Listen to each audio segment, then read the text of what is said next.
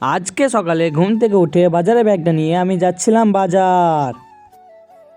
বাজারে গিয়ে প্রথমে এই কাকুটার কাছ থেকে নিয়ে নিলাম আমি টমেটো।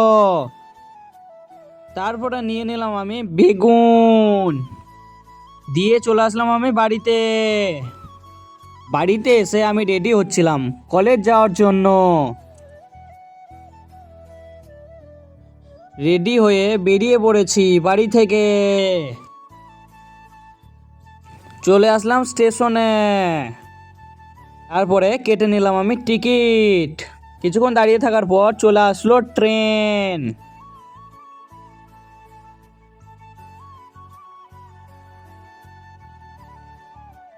ট্রেন থেকে নেমে আমি চলে আসলাম কলেজে।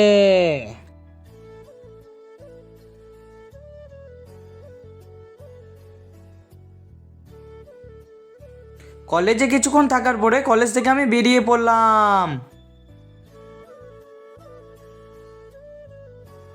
চলে আসলাম আমি স্টেশনে।